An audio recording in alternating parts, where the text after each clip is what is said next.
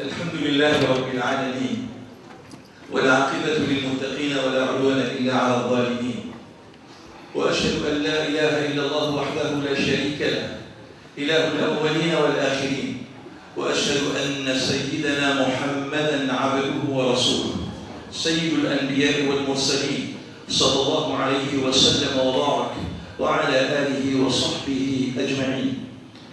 ولو أننا الآن تقريبا في وسط المجلس أو قرب نهايته، لا بد بما أنني سأتحدث أن أحييكم بتحية الإسلام. السلام عليكم ورحمة الله وبركاته.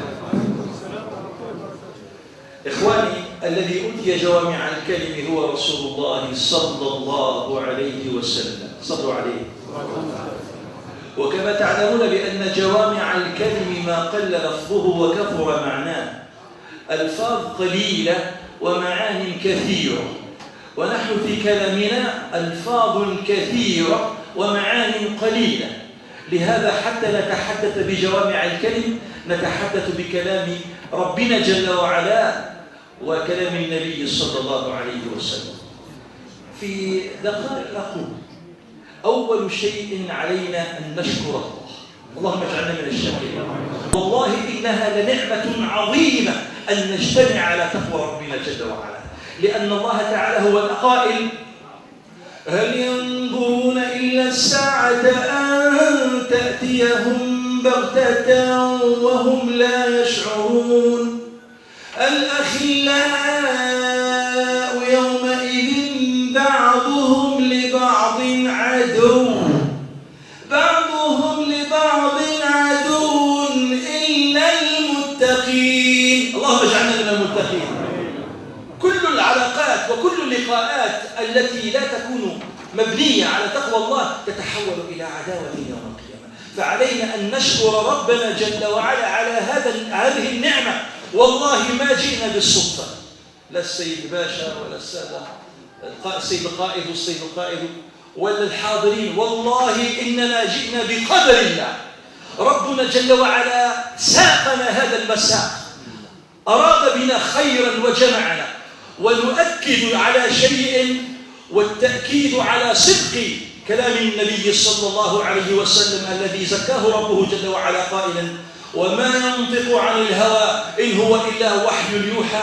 أستطيع أن أقسم بالله رب العالمين بأننا قبل أن نقوم من مجلسنا هذا سيغفر الله لنا ذنوبنا جميعا، لا شك في ذلك ولا ريب.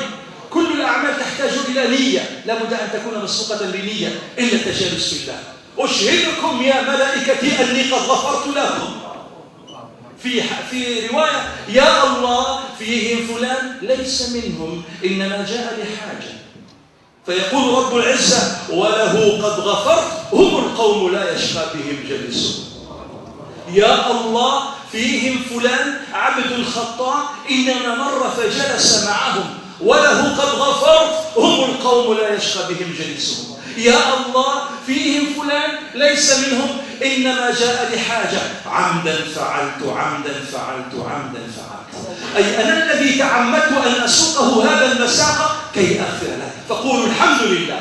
إذن علينا أن نشكر ربنا جل وعلا ونفرح. وكما قلت في القصر الكبير في اختتام السنة الدراسية وفي توزيع الجوائز على الناجحين، وكلكم ناجحون، حتى الحاضرين اللي ما قرأوا ناجحين بإذن الله، ناجحين، لأن هذا طريق النجاح والفلاح. اسلك هذا الطريق وبإذن الله ستنجح في الدنيا والآخرة. فقلت نحن في فرح. هذا فرح ولا ماشي فرح؟ فرحانين ولا لا؟ كلنا فرحانين. لماذا؟ نفرح. المؤمنون يفرحون بالقرآن ويفرحون بالإسلام، ففضل الله هو القرآن ورحمته هي الإسلام. قل بفضل الله وبرحمته فبذلك فليفرحوا هو خير مما يجمعون. فنحمد الله تعالى. أقول بإيجاز، ولو أني وعدتكم بإيجاز أكثر، ولكن أقول في النهاية بأن كما تعلمون حتى نحقق الشكر، لأن الشكر نعمة عظيمة. هل كل الناس شكروا الله؟ لا. الشكر وقليل من عبادي الشكور، إما شاكرا وإما كفورا. الشكر له أركان، أركانه ثلاثة. الركن الأول الاعتراف بالنعمة باطنا، وما بكم من نعمة فمن الله. اعتراف نفسي، أقر وأعترف أن الذي أنعم علي بالنعمة هو الله، ونبي من الله. أقول هذا في صدري في نفسي، الاعتراف بالنعمة باطنا، ثم التحدث بها ظاهرا، ثم وليس عنها. هناك فرق في لغة العرب بين التحدث بالشيء والتحدث عن الشيء. التحدث بالنعمة أن تصرف النعمة نفسها وتستخدمها في طاعة المنعم، واستخدام النعمة استزادة. وإذ تأذن ربكم لئن شكرتم لأزيدنكم. ويقول العلماء عن الشكر يسمونه الحافظ الجالب. الحافظ للنعم الموجودة والجالب للنعم المفعولة. الاعتراف بالنعمة باطنا والتحدث بها. وأما بنعمة ليس عن نعمة، بها أن تستخدم النعمة نفسها في طاعة المنعم. وإذا أردنا أن يبارك الله لنا فيما أعطانا من نعم علينا أن نستخدمها في طاعته. الاعتراف بالنعمة باطنا والتحدث بها ظاهرا وتصريفها في مرضاة وليها ومسليها ومعطيها. فاللهم اجعلنا من الشاكرين. وقلت لكم نحن في فرح يا نعم، وشنو رايكم نختموا شي حاجه نشكم؟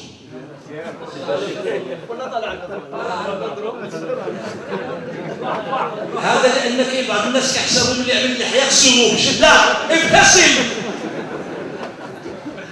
ما ليس هناك دين تترتب عنه اجور على الابتسام لما في الاسلام.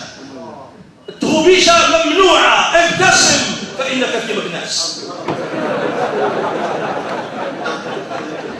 وانك في الفتح. ومع خير الناس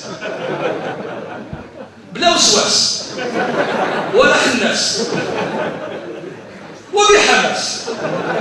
هذا فتح وحماس مشكله.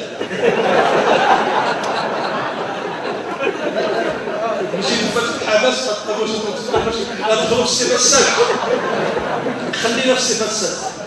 طيب، احنا كثير من الناس شوهوا صورة الإسلام، بل أعداء الإسلام أرادوا تشويه صورة الإسلام. فنحن علينا بهذه الحركة المباركة. نحن لماذا نتعلم القرآن؟ نتعلمه حتى نكون من أهله، وأهله هم الذين يعملون به، كما قال رسول الله صلى الله عليه وسلم: يؤتى يوم القيامة بالقرآن وأهله الذين كانوا يعملون به في الدنيا تقدمه سورة البقرة وآل عمران تحجان عن صاحبهما. حتى لا أطيل أكثر وقد أطلت. الآن قلنا في حتى هذا مسجد الفتح، ما كان غير الفتح والنصر إن شاء الله.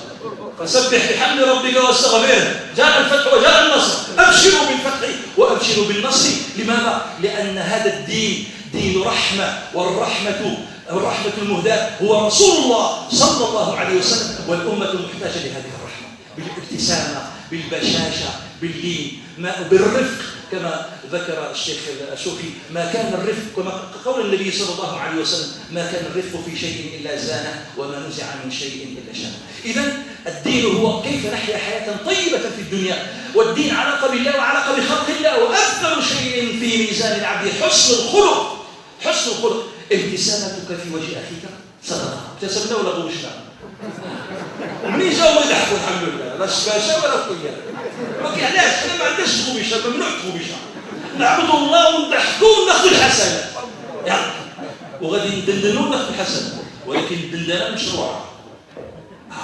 التغني بالقرآن مشروع، وكذلك مع ترك الخلاف في قضية صحة الرواية أو عدم صحتها أو كذا، هذا موضوع آخر. استقبل النبي صلى الله عليه وسلم بنشيد معروف تعرفونه، ترددون ورائي.